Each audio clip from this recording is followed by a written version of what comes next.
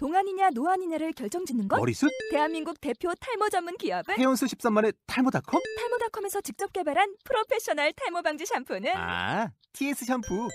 늘어진 두피 모공을 꽉! 단 한 올의 모발까지 꽉! 사용할수록 풍성해지는 나의 모발. 이제 탈모 고민 끝! TS 샴푸. 본 방송은 아이블로그닷컴을 통해서 송출되고 있습니다. 미디어 플랫폼 아이블로그 iblog.com.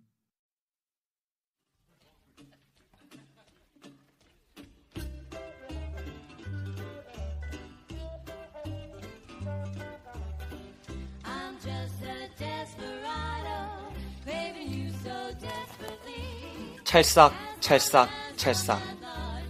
바로 이런 식으로 발라줘야 해, 젊은이. 자, 작은 터치여. 이 여름 같은 색조를 다갈색으로 만들어주렴. 그는 생명이 결여되었다고 지적했던 부분들을 선명하게 만들면서 몇 부분의 색칠로 화질의 차이를 사라지게 하면서 그리하여 강렬한 이집트 여인에게 필요한 색조의 통일성을 회복시키면서 말했다.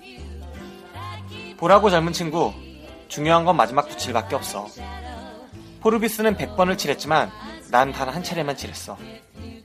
누구도 안에 감추어져 있는 것에 대해 만족을 표하진 않지. 그걸 잘 알아두라고. 오노레 드 발작, 미지의 걸작 중에서.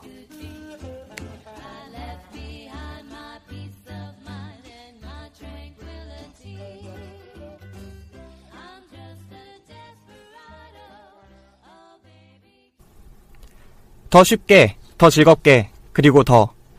안녕하세요. 오늘도 따끈따끈한 최신 영화를 특급 배송해드립니다. 당일 배송 영화방. 저는 김기사 김성호입니다. 안녕하세요. 박기사입니다.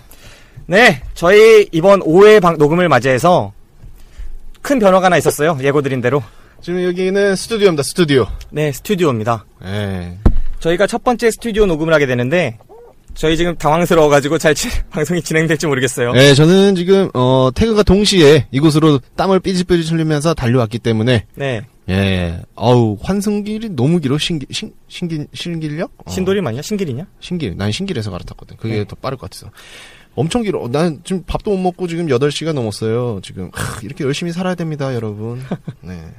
네, 저희 며칠 노아 소개해드린 지 며칠 되지 않아서 네. 바로 지금 다음 영화를 소개해드리게 됐는데 우리 영화 엄청 본다. 갑자기 문화인이 됐어, 이거 하고 나서. 야, 난 진짜 영화 이렇게 나도 그래도 좀 본다고 생겼는데 이만큼 많이 볼 줄 몰랐다. 네, 오늘 그랜드 부다페스트 호텔. 그랜드 부다페스트 호텔. 네. 먼저 이제 바로 들어갑시다. 네. 그 전에 이제 저희 방송에 댓글 달아주신 분들이 계세요. 지금 한 분 계시는데. 네, 분들은 아니군요. 단수네, 단수. 한 분 계시는데. 한 분이 계셔. 네. 한 분이 계셔. 아이디는 선생님들. 선생님들. 네. 두 분 선상님들 말씀을 너무 잘하세요. 혹시 기자분인지 직업이 어떻게 되는지 궁금합니다. 네. 저희가 답변을 해드릴까 말까 고민을 했는데, 아무래도 신비감 조성을 위해서. 제가 해드렸어요, 근데. 해드렸습니까? 네. 뭐라고 해드렸습니까? 누구 맘대로? 내가 해드렸어. 기다리시는 것 같아서, 편하게 떠들어대는 걸 좋게 봐주셔서 감사합니다. 네. 직업은 국가 기밀입니다. 그게 안 해준 거지. 댓글에 달아줬다는 거지, 내 말은. 저희 많은 댓글 환영합니다. 네. 네. 제가 이딴 식으로 댓글 계속 달아드릴 테니까 댓글 올려주세요. 네, 저희 신상에 대해서는 아직은 밝힐 때가 아닌 것 같습니다. 네, 그럼요. 네. 저희가 한 50위권 안에 진입하고 팟캐스트 전체 순위에서 그때쯤 이제 쉽게 알려드려야만 안 되죠. 쉬운 남자 아니에요. 네, 아무튼 그렇고 어쨌든 관심은 정말 감사합니다. 그 선상님들께 감사합니다. 네. 이제 본격적으로 영화 소개를 하겠습니다. 예. 영화 줄거리와 소개 한번 해주시죠. 그랜드 부다페스트 호텔. 네. 감독은 웨스 앤더슨 감독이고요. 네. 대충 줄거리를 살펴보면은 주인공이라고 해야 되나? 아무튼 무스타파의 회상으로부터 시작이 돼요. 네, 무스타파의 회상. 네, 1927년 세계대전을 배경으로 한 그런 시대고요. 네. 세계 최고의 부호 마담 D가 의문의 살인을 당하고 나서 네. 그 살인 누명을 구스타브라는 인물이 쓰게 돼요. 네, 그렇죠. 그 살인 누명을 벗는 과정, 그런 과정을 재밌는 모험 아무튼 그렇게 풀어나가요. 그게 뭐 줄거리입니다. 네, 그렇습니다. 영화 속에서 주브로브카라는 공화국이 설정돼서 나오죠. 네, 네, 가상의 가상, 공화국입니다. 네, 가상이더라고요. 사실 부다페스트 제가 지난번에 헝가리냐고 물어봤는데 네. 부다페스트가 헝가리 수도잖아요. 예, 그런데 주브로브카라는 처음 들어보는 공화국이 설정돼서 나오더라고요. 예. 네, 그래서 알프스 자락에 있는 그런 그랜드 부다페스트라는 호텔이 전성기를 구가하던 때에 네. 세계 최고 부호라는 아까 그 소개해주신 틸다 스윈튼이 연기한 예. 그 마담 디가 살해되게 되고 그리고 뭐 인물들부터 한번 보죠. 그러면은 한번 말씀드릴게요. 인물이 배우. 너무 많아서 배우 대충 구스타브의 랄프 파인즈 주인공이었어요. 네, 랄프 파인즈. 저는 되게 많이 봤다고 생각을 했는데 옛날에 쉰들러 리스트에서도 나왔었고 한번. 난 거기서 본 게 아니라 볼드모트. 난 그걸 한번 해리포터 좋아하는 사람들은 그게 더 익숙하겠네요. 볼드모트. 근데 네. 와. 그 잉글리시 페이션트 같은 영화 멜롬을 좋아하시는 분들은 거기서도 한번 보실 수 있으신 배우예요. 영국의 유명한 배우죠. 그다음 마담 디의 틸다 스윈튼. 네. 그다음에 제로의 토니 레볼로리. 이 사람은 여기가 거의 그 첫 작품인 것 같더라고요. 네. 그다음에 아가사의 시얼샤 로런. 네, 다 모르는 배우들이네요. 네. 근데 유명한 배우들도 정말 많이 나오더라고요. 드미트리 역의 에드리언 브로디가 나오고. 에드리언 브로디. 네, 그 밖에 단역이나 조연급으로도 유명한 배우들이 많이 나옵니다. henkelsin가가 그 에드워드 노튼이 henkel스로 나오더라고요. 그 나치 비슷한 느낌으로. 네. 아무튼 그 마담 디가 살해되고 나서 네. 영화를 보면은 마담 디가 살해되고 나서 약간 내연 관계인 것 같아요. 호텔 손님들하고 구스타브라는 그 컨시어지가. 에이, 내연이라고 하기가 너무 대놓고. 진짜 대놓고. 예, 그게 내연이 있을 수가 없어. 네, 그래서 아무튼 이 살해됐다는 소식을 듣고 그 장례식장에 찾아가는데 갔더니 그 유언장에 그런 얘기가 나오잖아요. 자기한테 소년이 든 사과? 사과를 그쵸. 든 소년이라는 되게 유명한 그림이라 나오는데 전 본 적은 없는 것 같고. 소년을 든 사과는 뭐야? 나 지금, 나 얼었어, 나 지금. 스튜디오 와서 녹음하니까. 괴기물이야, 괴기물? 아무튼 사과를 든 소년이라는 그림을 구스타브에게 증여하라고 그 네. 유언장에 나옵니다. 네. 근데 그 아들이, 그 드미트리가, 에드리언 브로디가 연기한 드미트리가 이 구스타브를 살해 용의자로, 마담 디에 대한 살해 용의자로 지목을 하면서 이 사람이 감옥에 가게 되고, 네. 다시 탈옥하게 되고, 예. 누명을 벗기 위해서 그 회상을 시작한 제로와 함께 막 여러 가지 여정을 떠나는 그런 내용이 아마 줄거리라고 할 수 있을 것 같아요. 예, 로비보이 제로와 함께. 네. 일단 영화를 본격적으로 소개하기 앞서서 지난 방송에서 제가 잘못 얘기한 얘기들을 몇 가지 수정하려고 합니다. 바로 잡겠습니다. 네. 첫 번째, 웨스 앤더슨 감독이 제가 러시모어라는 영화를 소개하면서 맥스군 사랑에 빠지다라는 영화가 있긴 했는데 별로 우리나라엔 팬이 별로 없고 잘 알려진 감독은 아닌 것 같다라고 말씀을 드렸는데 저한테 많이 안 알려진 감독이 아니더라고요. 그냥 로열 테넌바움이나 문라이즈 킹덤이라고 나름의 우리나라에 어느 정도 팬층을 확보하고 있는 감독이라고 하더라고요. 그리고 제니퍼 코넬리가 지난번에 노잉 같은 영화도 있고라고 말씀드렸는데 노잉이 아니라 뭐 지구 최후의 날? 그거를 제가 잘못 말씀드린 거였고요. 그다음에 CGV에서 영화를 꽤 많이 상영을 해요. CJ에서 하는 건 맞는 것 같고 무비콜라주 그 독립영화 상영하는 데서 네. 상당히 그 상영을 많이 하더라고요. 근데 롯데시네마나 메가박스에선 정말 상영관이 별로 없고 네, 그런 식이고 그다음에 우아한 거짓말 편에서도 제가 성룡이 그 악당의 복부에 39방의 펀치를 날린다고 했었는데 궁금해서 한번 세봤더니 23방이었습니다. 그걸 셌어? 네, 셌습니다. 다시 영화를 받아서 셌어?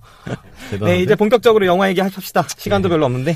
예, 여기 스튜디오라서 저희한테 주어진 시간이 많지가 않습니다. 네. 일단 영화를 딱 봤을 때 지난 방송 말미에 영화를 저희가 제대로 정보를 찾아보지 않은 상태에서 항상 말씀드리지 않습니까? 네네. 그때 설명해드렸을 때는 포스터와 출연진을 봤을 때는 추리물일 것 같다. 네. 거기다가 이제 네가 살인당한다고 얘기를 했으니까 그렇지. 저 포스터의 그 자잘한 인물들 저는 오리엔트급 살인사건 얘기를 하면서 그렇게 말씀을 드렸었는데 사실 막상 영화를 봤더니 동화적이고 또 온기가 좀 느껴지는 컬트적인 성격의 약간 블랙 코미디물? 그렇죠. 뭐 그런 느낌이 좀 있더라고요. 네.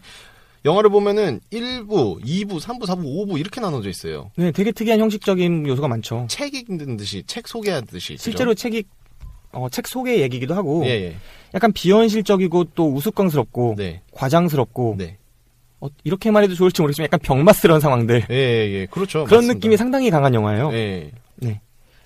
이 영화를 크게 해체를 좀 해서 설명을 하자면은 뭐 형식적인 부분 그리고 뭐 상징이나 알레고리적 측면에서 말할 거리들이 상당히 있을 것 같아요. 네. 우선 형식적인 측면을 보면은 약간 이 감독의 영화가 저는 약간 이 감독이 변태라고 느껴졌어요. 왜? 그러니까 약간 미장센이나 색감 같은 거를 너무 완벽적한 걸 추구하고 너무 어떻게 보면 영상 변태? 그러니까 보라색 제복 입은 그 호텔 직원들과 하얗고 파란 교도소와 그 욕실들 분위기 그리고 그쵸. 엘리베이터 안은 새빨갛게 칠해놓고 어.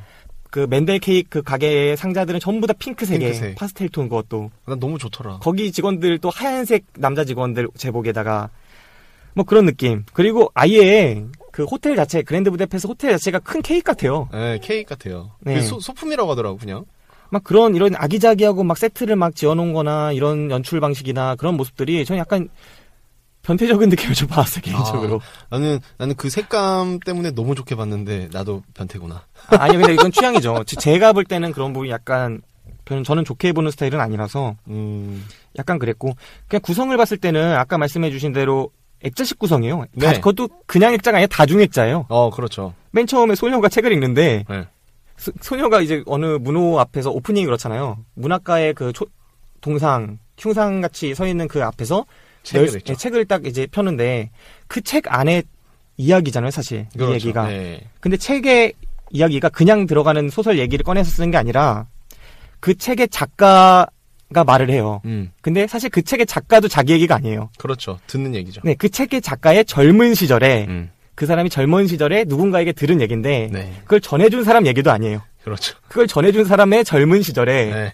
자기가 존경하던 사람의 이야기예요. 그럼요. 그러니까 한 5개, 6개의 그런 다중액자식 구성이에요. 그러니까 거의 이걸 보는 관객들은 어디가 현실이고 어디가 소설이고 무엇이 뭔지를 인식하기조차 어려운 그런 몽환적인 상황에 도달하게 됩니다.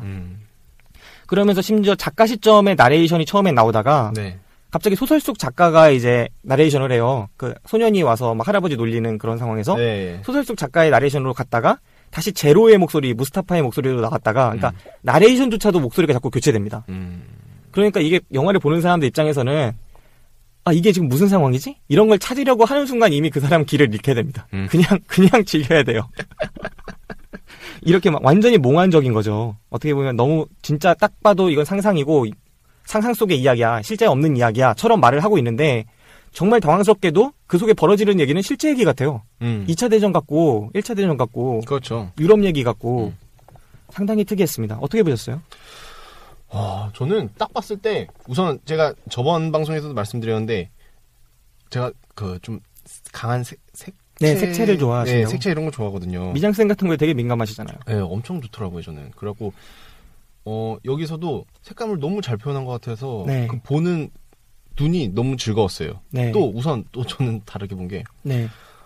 나오는 남자 그 직원들이나 여자 나오잖아요. 네. 다 패션이 네. 엄청 옷을 잘 입어요, 진짜. 아, 그랬어요? 네, 그게 진짜 주드로가 처음에 막 나오고 막 그러면서 뭐 다른 인물들도 나오잖아요. 네. 근데 특히 주드로도 멋있었지만 그 나중에 손가락 잘리면서 살해당하는 그런 얘기를 하면 어떡하니? 왜? 그 변호사. 네. 변호사 와 진짜 멋있게 입더라고요. 중년의 간지가 확 느껴지고. 아, 그런 게 느껴졌어요? 네, 그다음에 무스타파 그 할아버지가 이제 자기 얘기하는 거잖아요. 네, 그렇죠. 그 할아버지 옷 입은 것도 정말 멋있게 입었어요. 빨간 딱 폴라티 같은 거에. 확실히 그 보는 눈이 있구나, 너는 그런 쪽에. 진짜 멋있게 입더라고요. 정장을 정말 멋깔스럽게 입더라고요. 저는 그런 부분에 민감하지가 않아가지고 전 그런 거를 거의 못 느꼈어요. 지금 생각이 안 나요. 그런 옷이 어떤 느낌이었는지. 그래서 저는 이거 이 사람 그 소품을 한 사람들이나 네. 뭐 이거 코디들이 엄청 신경을 썼구나 해서 봤는데 그 웨스 앤더슨 감독 자체가 옷을 엄청 잘 입어요. 제가 봤을 때 이 사람은 그런 거 집착할 스타일이에요. 딱 영화 찍는 것도. 네. 뭐 깔맞춤해서 딱 입고 보통 샷 들어가고 그러면은 네. 대충 막 이렇게 막 촬영 중에는 대충 입잖아요. 근데 막 정장 같은 거 입고 찍기도 하고 막 그러더라고요, 이 사람. 멋있더라고. 진짜 어떤 상황에서도 진짜 막 정장에 뭐 어디 각 하나 딱 선 하나까지 신경 쓸 만한 주름 하나 신경 쓸 만한 그런 스타일로 영화를 찍어요. 그리고 실제로도 그럴 것 같아. 소품들도 아기자기하게 되게 볼 게 많더라고요. 여자들이 보면 또 좋아할 만한? 전 실제로 극장에 가서 봤을 때 여성 관객들이 정말 좋아했어요. 그죠. 저는 그 정도의 만족을 못 느꼈는데. 저는 또 음악도 좋았어요. 네, 음악을 정말 잘 쓰죠. 경쾌하거나 때로는 강렬하고 네. 그런 음악 파이프 오르간 소리도 들리기도 하고 정말 적절한 사용이 있었습니다. 영화가 끝나고 그 크레딧이 올라가잖아요. 네. 그 마지막에 나오는 음악도 되게 좋았거든요. 그래서 저도 와이프랑 같이 봤는데 네. 계속 앉아서 들었었어요. 또 영화를 이제 또 보자면 어떻게 다른 영화의 흔적을 정말 많이 찾을 수 있는데 그 중에서도 이제 고전적인 미국 코미디 있잖아요. 찰리 채플린이나 뭐 버스터 키튼 같은 사람들이 활약했을 당시에 흑백 미국 코미디들에서 쓰이는 몸개그가 좀 많이 나와요. 그러니까 발상의 전환 아이디어 있죠. 그러니까 스크린에서 한 사람이 막 뛰어서 어디를 간다고 뛰어서 나가는데 바로 그 옆에 다시 뒤쪽에 다시 들어오는 거예요. 아, 이거 어떻게 설명해야 될지. 그리고 뭐 주먹으로 한번 딱 치면 그 옆에가 또 치고 또 치고 또 치고 이런 아기자기한 약간의 발상의 전환을 해서 유머를 이끌어내는 그런 아기자기한 장면들도 많이 나오고. 그리고 잘 보시면은 그 인물들이 표정이 없는 장면이 되게 많잖아요. 네, 그런 것도 그런 거 비슷하겠네요. 네. 아무튼 형식적인 측면은 이 정도로 말할 수 있을 것 같고, 저는 형식 같은 거는 그렇게 잘 보는 사람은 아니니까 그 디자인이나 미장센 이런 거는 상징이나 알레고리의 측면에서는 제가 본 부분이 좀 있었어요. 저는 상당히 이 영화가 영상 변태만이 아니라 진짜 변태 같았던 게 네. 정말 체계적으로 모든 장면을 다 계획하고 만드는 느낌이 너무 강했어요. 일단 포스터와 출연진으로 보면은 정말 누구라도 이 다양한 배우들이 다양한 개성을 발휘할 만한 영화겠구나. 이렇게 생각하게끔 포스터도 만들었고 설정도 그래요. 그리고 오리엔트 특급 살인사건 같은 스타일로 찍어낼 것 같고. 근데 막상 영화를 보면은 그 무슈 구스타프가 중심이 되는 그 개인이 중심되는 이야기만 보여주고 나머지 인물들은 다 주변부로 가서 그 개성이 안 살거든요. 네. 유명한 배우들을 썼음에도 그 유명한 배우들의 개성이 거의 안 살아요. 그렇죠. 네. 네. 그런 장면이 어떻게 보면 영화 전체를 보고 나서는 이런 생각까지 들더라고요. 그러니까 막 그 당시 시대 상황이 막 그 군대가 짓밟고 파시스트가 나중에 짓밟고 하잖아요. 그 시대적 상황이 개인들의 그 개성을 억압하고 약간 그런 부분들이 있는데 그런 거를 영화적으로 상징하는 느낌도 있을 정도로 그러니까 실제로 되게 유명한 개인들이 나오는데 그 개인들이 모습에 전혀 안 사는 거예요. 그 중심 인물만 살고 그런 모습도 있었고 또 그랜드 부다페스트 호텔 자체가 어떻게 보면 구스타프의 인생하고 되게 비슷해요. 그게 되게 낭만적으로 막 잘 되던 시기가 있었고 근데 그 낭만적으로 잘 되던 시기도 제로의 눈을 통해서 나중에 다시 보여질 때는 허영이 되게 많고 낭비도 사치도 심하고 그렇게 보여지거든요. 근데 이런 곳이 부다페스트 호텔은 전쟁을 통해서 몰락하기 시작하고 나중에 공산주의나 파시즘이 들어섰을 때 이제 다 몰수당하면서 국가에 몰수당하면서 몰락의 길에 접어들게 되고 이 구스타프라는 인물도 그 과정 누명을 쓰면서 고난을 겪으면서 모든 걸 다 잃어버리게 되지 않습니까? 네. 이런 같은 몰락 속에 이런 몰락이라는 상황도 있고 전 되게 약간 상징적인 느낌을 좀 많이 받았어요. 어쩌면은 이 몰락하는 유럽의 모습, 전쟁 1, 2차 대전으로 몰락하는 모습을 그랜드 부다페스트 호텔이나 무슈 구스타프의 그런 고난 그런 걸 통해서 약간 치환시켜서 그려내는 듯도 싶다 이런 생각까지 들 정도였거든요. 네, 아무튼 그랬고 뭐 어떻게 보면은 유럽이 전쟁 전에는 막 귀족들이 사치와 향락에 젖어서 파티도 많이 하고 그렇죠. 허영도 있었고 그런 유럽 아니었겠습니까? 네. 근데 1, 2차 대전이 있었고 파시스트의 집권기도 있었고 공산주의 시대까지도 거치게 된 부분도 있었고 어떻게 보면 헝가리라는 나라 그 부다페스트 같은 도시가 대표적으로 이런 과정을 많이 거친 도시예요. 그래서 또 선택했을 수도 있겠다라는 생각도 해봤습니다. 네.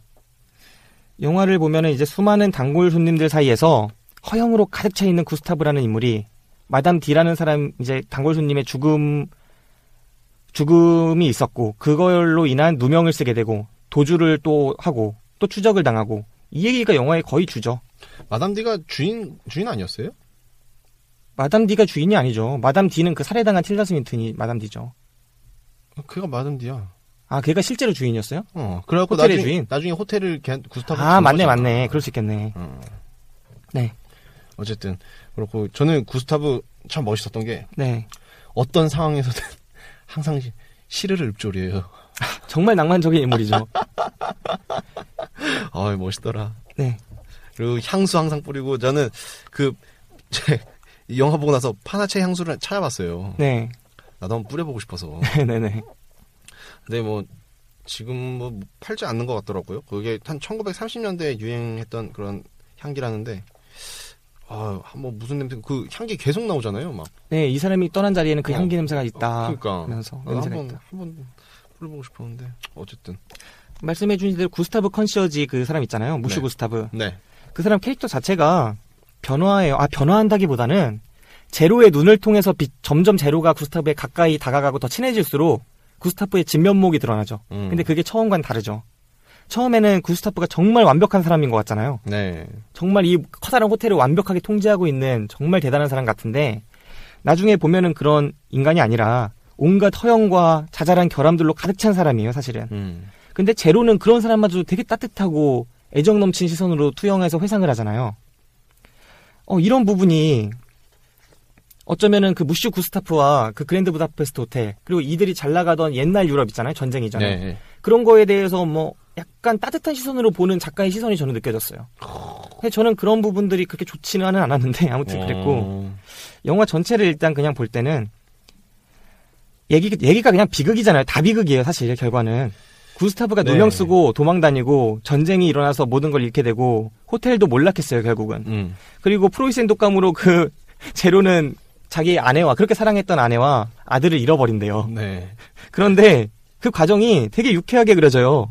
근데 그 유쾌함이 막 경쾌하고 즐거운 유쾌함만은 아니고 담담하고 씁쓸함이 약간 있는, 그러니까 어디 좀 가슴 아프고 씁쓸한 일을 약간 농담 섞어서 털어놓는 그런 친구들이 있잖아요. 네네. 그런 상황처럼 친구들이 그런 자기의 정말 가슴 아픈 얘기를 농담 섞어서 털어놓는 느낌처럼 그렇게 담담하면서도 유쾌한 느낌이 있어요.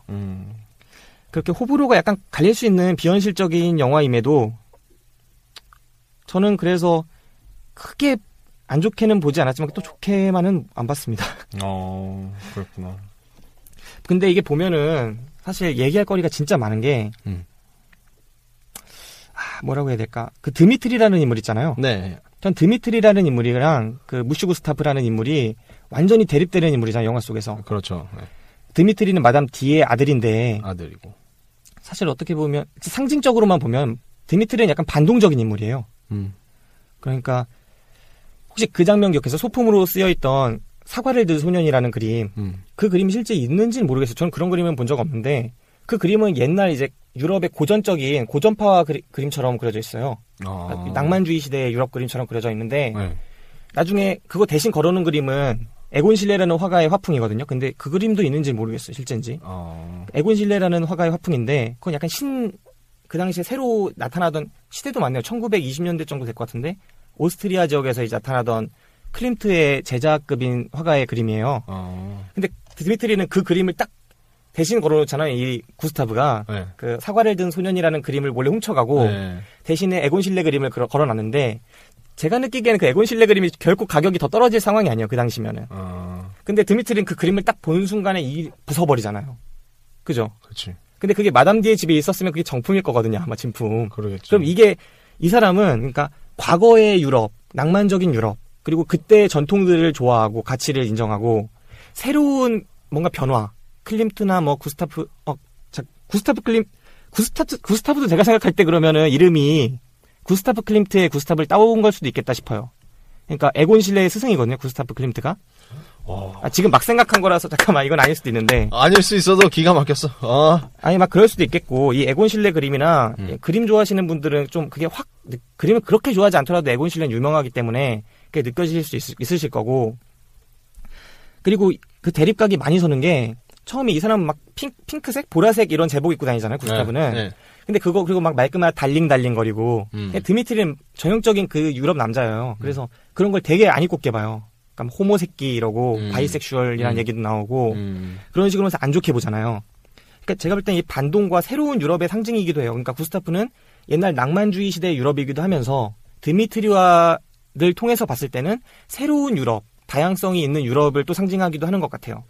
그리고 아까 구스타프 이름에서도 얘기를 했지만 제가 아가사 크리스티의 그 오리엔트 특급 살인 사건이라는 영화랑 비슷한 구도일 수도 있겠다라고 하지 않았습니까? 네네. 근데 영화 속에 아가사가 나와요. 아가사 크리스티의 아가사가. 나오죠. 제로 와이프.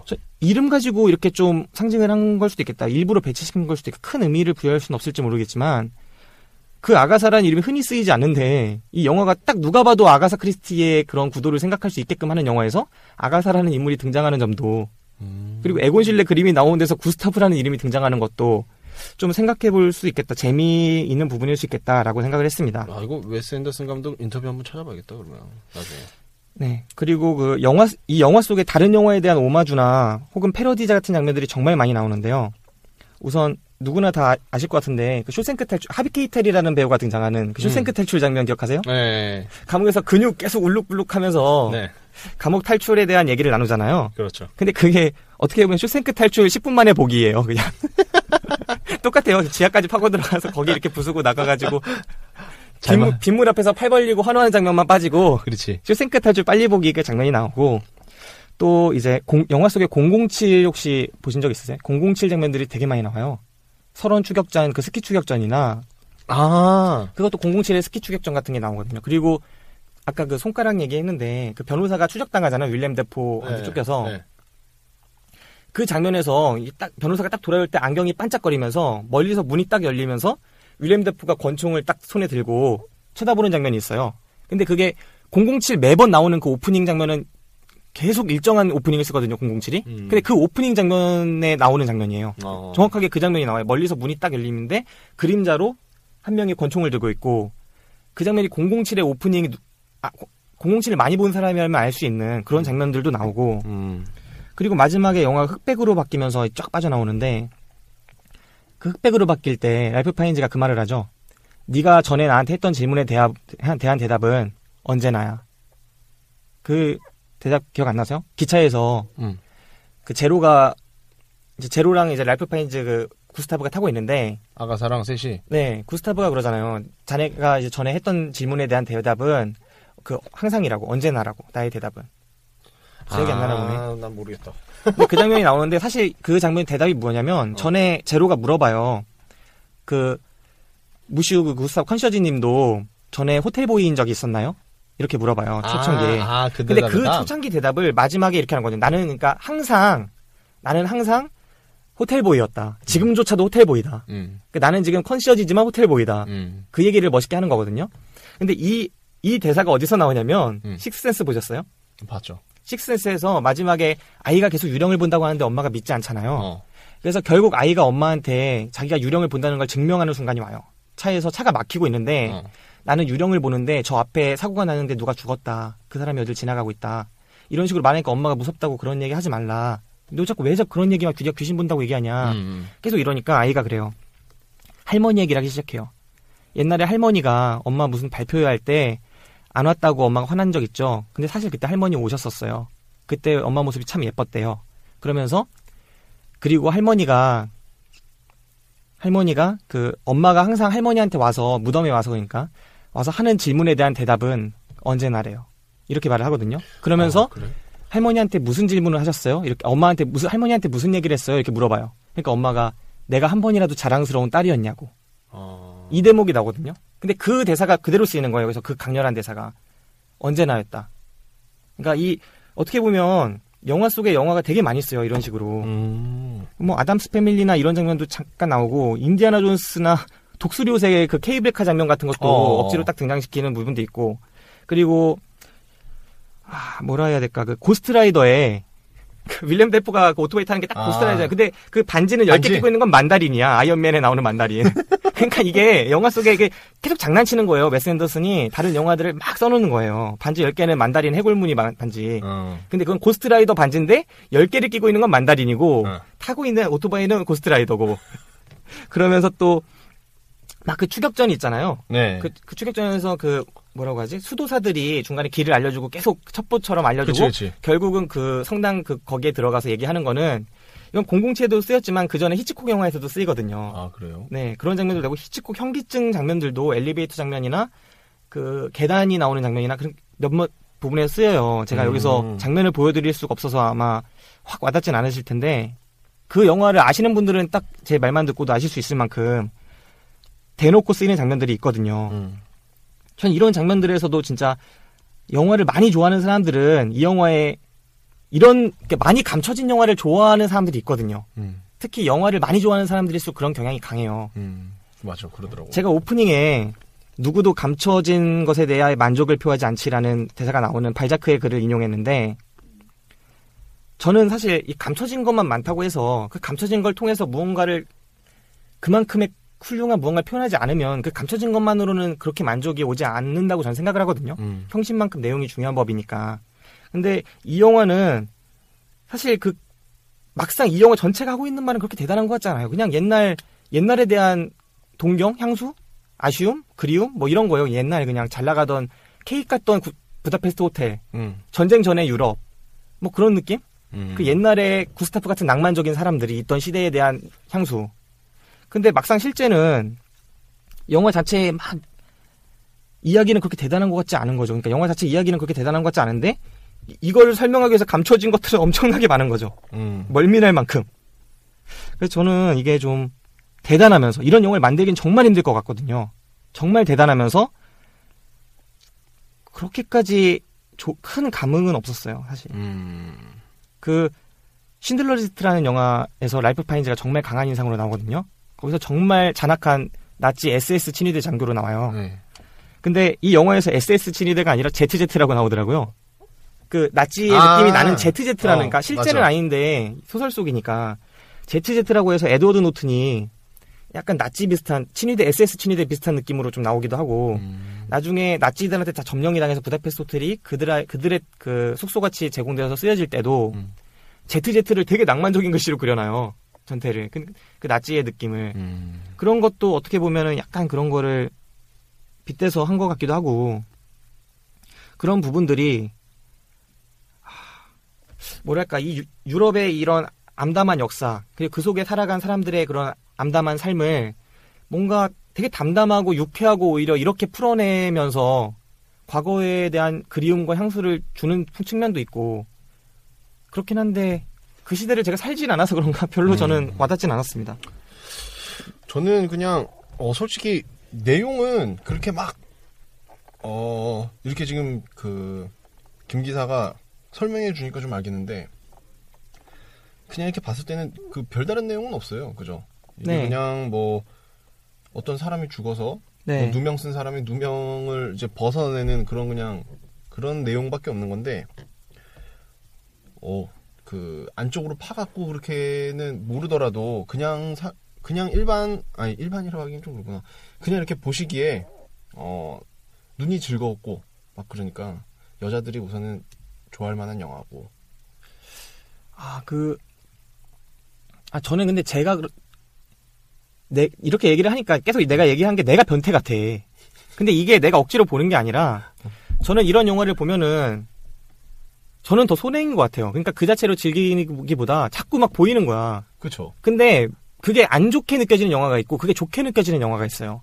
근데 이 영화의 경우는 저는 되게 멀미나고 막 안 좋았거든요. 너무 막 그런 게 쓰였는데 사실 그게 뭔가에 이런 것들이 막 쓰였을 때 사실은 이런 것들이 모여서 하나의 커다란 그림을 그려내는 영화도 있거든요.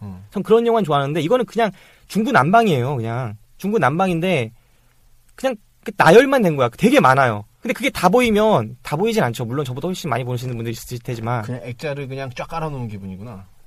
그래서 저는 그게 막 멀미가 나고 그래서 저는 내 얘기 자체는 그러면 무슨 얘기를 하고 있나 봤더니 그 얘기는 그냥 지나간 거에 대해서 그냥 그땐 참 좋았지 이런 사람들도 있었지라는 얘기를 하고 있는데 그 자체가 전 그렇게 훌륭하거나 새로운 얘기처럼 느껴지질 않아서 이 얘기를 하기 위해서 이렇게 할 필요가 있는 건가 싶더라고요. 저 같은 경우에는 앞서 말씀하신 거를 영화의 장면이나 뭐 이런 거 있잖아요. 네네. 이런 거를 잘 안 떠올라요. 그리고 잘 모르겠어서 그냥 영화 자체를 그냥 본 관객이었죠. 저는 그 관객 입장에서는 되게 볼거리가 많았던 어른들 동화 같은 그냥 동화책 읽는 듯한. 네, 어른들 동화 같은 느낌인 것 같아요. 뭐 책장 1부, 2부 나눠진 것도 그렇고 그래서 되게 편하게 봤어요. 와이프랑 봤는데 와이프도 좋아하더라고요. 이 영화가 진짜 신기한 점이 동화면 동화해야 되는데 사실 동화인데 현실이에요. 그 얘기가 다 우리 얘기고 우리 역사 얘기예요. 그러니까 서양 정확하게 말하면 서양의 역사 얘기죠. 서양의 역사 얘기를 다 바꿔서 완전히 책 속의 책이잖아요. 액자식 다중 액자식 구성을 통해서 실제 얘기를 하고 있는데 관객들은 그걸 다 동화처럼 느끼게 만들어요. 실제로는 정말 가슴 아픈 얘기고 그게 얼마나 가슴 아파요. 제로가 모든 가족을 다 잃어서 가는데. 그치. 근데 그 아픔을 말하는 장면조차도 동화 속 얘기예요.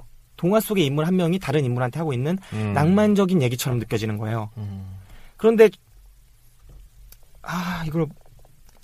그런 부분들이 그리고 사실 영화가 빠져나갈 때 흑백톤을 쓴 게 쉰들러 리스트를 생각하기도 하지만 또 어떻게 보면은 그 몽환적인 얘기를 계속 해왔잖아요. 네. 근데 그 템포가 계속 처음에는 반복을 막 하면서 몽환은 그러니까 현실과 그 진짜 과거와 막 진짜 얘기와 가짜를 구별을 못하게 막 만들다가 일부러 고의적으로 막 나레이션도 그렇고 막 바꿔서 만들다가 중간에는 어느 정도 사람들이 그 얘기에 집중하게 돼요. 어느 순간부터는 얘기가 길어지니까. 근데 마지막에 흑백의 열차 장면을 딱 삽입하면서 다시 그 소녀의 책을 읽고 있는 소녀의 모습으로 돌아올 때 네. 흑백으로 바뀌었기 때문에 사람들이 아 이건 정말 동화구나 하면서 그 얘기를 다시 그러니까 마치 동화책을 읽다가 정말 빠져서 읽다가 마지막 동화책을 딱 마지막 장을 넘긴 순간 동화책에서 다 잊어버리게 되는 것처럼 정말 가짜 얘기처럼 해버리는 거예요. 약간 그 흑백일에 주는 효과라는 게 그래서 이 얘기가 다 진짜 얘기인데 다 우리 얘기인데 동화고 다 잊게 되고 아 뭔가 감흥이 있으면서도 개인적으로 그 감흥이 좋은 쪽은 아니었어요 저는. 그래요? 네 불편하고 그냥 예쁘게만 볼 수 있으면 또 좋을 수 있겠지만 저는 그렇죠. 그것도 좀 지루하더라고요. 그 예쁜 것도 사실 저는 아기자기한 거 안 좋아하니까 단순한 거 거친 거 좋아하니까 볼거리가 많았던 영화였던 거는 확실한 것 같아요. 근데 네. 아무튼 그렇고 네 혹시 이 영화에 대해서 이제 특별히 좋았던 배우 있으세요? 특별히 좋았던 배우라기보다 저는 그 할아버지 무스타파랑 네. 구스타브 옷 입은 게 진짜 너무 멋있더라고요. 그러니까 그 노년 간지가 확 나는데 중년 간지, 노년 간지가 확 나는데 정말 이거 코디가 진짜 그걸 잘했구나, 일을 잘하는구나라는 걸 느꼈어요. 확실히 신사 느낌이 확 나잖아요. 거기. 신기하네요. 저는 패션에 완전 문외한이니까 그런 게 전혀 모르겠더라고요. 다 그냥 색만 보여요. 저는 색만. 보라색 옷이다. 얘는 베이지색 옷이다. 그것만 보이고. 그것도 셌지. 영화 속의 배우들 보면은 신기한 배우들 많아요. 그 하비 케이텔이 아까 말씀드렸던 쉰들러 리스트처럼 나오는 그 근육 울룩불룩한 아저씨로 나오고 잠깐 단역으로 나오고. 그 아저씨? 네. 그 다음에 이제 윌렘 데포가 그 고스트라이더 그 오토바이 그쵸. 모는 무서운 아저씨로 나오고. 틸다 스윈튼이 좀 못 알아보겠더라고요. 마담 디로 나오고. 여자니까 알아봤죠. 그 사람으로 나오고. 빌 머레이라고 제가 정말 좋아하는 옛날에 그라운드옥 데이라는 영화에 주연했던 배우가 그 무슨 열쇠 연맹? 십자 열쇠 거기 협회에 나중에 마차 타고 구해주는 아저씨. 그 아저씨로 나오고. 그러니까 유명한 배우들이 순간순간 계속 나오더라고요. 에드워드 노튼이 그 행케스 그 친위대 장교처럼 느낌으로 나오는 아저씨로 나오고. 웨스 앤더슨 감독이 인맥이 좋네 그러면. 근데 그 배우들이 전혀 개성이 그렇게 팍 사는 느낌이 아니잖아요. 그러니까 까메오 같이 출연한 거 아니야? 네, 그러니까 저는 정말 신기했어요. 이런 배우들을 쓰면서 이렇게 철저하게 억제시키고 주연한테만 집중하는 이 모습이 그러니까 저는 이게 너무 신기하다 보니까 혼자 생각을 하니까 이 개성말살을 표현한 건가? 이렇게 된 거예요. 이 영화가 너무 많은 걸 상징하니까 그걸 앉아서 생각하니까 이 배우만 그렇게 살리고 나머지 배우를 다 죽이는 게 당대의 개성말살을 상징하는 건가? 이런 미친 생각까지. 내가 멀미가 나지, 그니까 안 나겠어? 너 변태 같아. 내가 이거 변태 같다고요, 지금 내가. 너 변태 같아. 내가 얘기 변태가 아닌가, 이런. 아무튼 웨스 앤더슨 감독 인맥 굉장한 것 같아요. 근데 이 영화가 왜 청소년 관람 불가해요? 뭐가지 들어서 그런가? 손가락이랑? 손가락도 잘리고. 그 두 장면 때문에 그럴까? 그렇죠. 그럴 수 있겠구나. 네. 19금이죠, 19금 이거. 네. 어쨌든 뭐 특별히 좋았던 장면 혹시 있으세요? 저는 이 영화 특별히 좋았던 장면은요. 그 추격신 있잖아요. 그 스키 타고 막 추격신이 그 세트로 되게 특이하게 세트로 제작을 해서 재밌더라. 했어요. 근데 막 동계올림픽 다 코스를 돌잖아요. 봅슬레이도 돌고 재밌더라. 썰매도 돌고 그 장면이 그냥 아기자기하고 미니어처 세트 그 촬영한 것 같은데 특이했습니다. 저도 그 장면 좋았고 그 다음에 사과를 든 소년 그 놓쳐가지고 떨어지는 장면이 있어요. 아가사랑. 딱 걸려가지고. 그래갖고 그 맨델스 빵 케이크 네, 케이크 위로 딱 떨어지죠. 차 안으로 떨어지잖아요. 핑크 파스텔 톤에 좋아졌면요 거기가. 그래서 하늘색이고 애는 나머지는 다 핑크색이고 파스텔 톤으로. 되게 예쁘더라고. 그 떨어져갖고 둘이 이렇게 쳐다보고 있는데. 넌 그런 것이 예쁜 걸 느낄 줄 아는구나. 그럼 나는 되게 감성적이야. 나는 되게 무미건조한 것 같아 이런 거. 그래, 난 되게 감성적이라고. 이런 거 잘 느껴. 아무튼 그랬고, 저는 또 그런 게 특이한 게 저는 이런 거는 잘 못 느끼지만 그런 건 느낄 줄 알아요. 제가 그림 같은 걸 좀 좋아하는 시절이 있어서 그런지 영화 속에 장면을 그냥 스티커 같이 그냥 잘라놔도 거기다가 이제 약간 그림으로 만들어버리면 중세 그림 같다라는 느낌이 들 것 같더라고요. 그러니까 어떤 장면들이 있을까? 그 아가사가 음. 케이크 만들던 장면 같은 거. 어. 나 그 엘리베이터 속 장면이나 저는 이런 장면들을 그냥 아까 그 사과를 든 소년 같은 식의 딱 그 풍의 그림으로 그리면 정말 그림 같은 구도인 거예요. 정물화의 구도 같은 느낌 있죠. 그럴 수 있겠다. 정사각형의 이게 프레임이 아예 액자같이 보이고 그 안에 인물들이 정말 딱 그 그림 속 인물들의 모습 포즈나 아니면 그 구도나 그런 느낌이 나더라고요. 그러니까 감독이 그것도 구성을 웨스 앤더슨 했을 거야. 그냥 변태니까. 그러니까 딱 그 액자식 그림처럼 다 장면을 일부러 구성하고 찍지 않았나. 얘도 변태인데 너도 변태. 그런 느낌이 좀 들더라고요. 아. 네, 영화는 그럼 여기까지 하고 오늘 영화는 예. 네, 시간이 이제 스튜디오 녹음이다 보니까 촉박하니까 네, 촉박해요. 네, 다음 영화로 넘어가죠. 아니죠. 다음 영화 뭐 정해 오셨나요? 아니죠. 추천. 추천 비추천해야 되는구나. 네, 변태 정신 차리라고. 변태. 이제 변태 하지 말라고. 네, 이제 추천으로 넘어가서 박 기사는 추천하실 거예요? 저는 추천합니다. 네. 추천장. 네. 예쁜 어른들의 동화. 예쁜 어른들의 동화? 네. 딱 그걸로 마무리하실 건가요? 딱 그거. 예쁜 어른들의 동화. 예. 예쁜 어른들을 위한 동화인가요? 아니면 어른들을 위한 예쁜 동화인가요? 뭔가요, 이거 도대체? 예쁜 어른들의. 그거 중요해? 참을 수 없는 존재의 그리움 같아. 그러니까 존재가 참을 수 없는 건지, 참을 수 없는 존재가 그립다는 건지. 어른들을 위한 예쁜 영화. 어른들을 그렇지. 위한 예쁜 영화? 그렇지, 그거지. 네. 저는 추천 안 합니다. 근데 내가 이게 너무 무미건조한 인간이 아닌가 싶어. 내가 영화를 되게 좋아하는데. 네가 골라서 그런가 봐. 난 네가 고른 영화가 영 아니야, 다.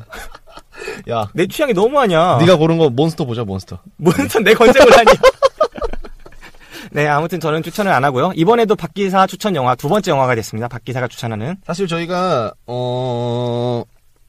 녹음 예고된 게 지금 한 3, 4일 뒤에요. 네. 그래서 시간이 촉박하는데 그 사이에 뭐 흥미로운 영화가 개봉을 하지 않더라고요. 네, 그래서 어떤 영화죠? 사실 캡틴 아메리카를 저희가 그거 개봉해요? 할까 하다가 제가 그런 풍을 좀 안 좋아해서. 네, 네 맘대로 다 정하게 했잖아요, 내가. 네.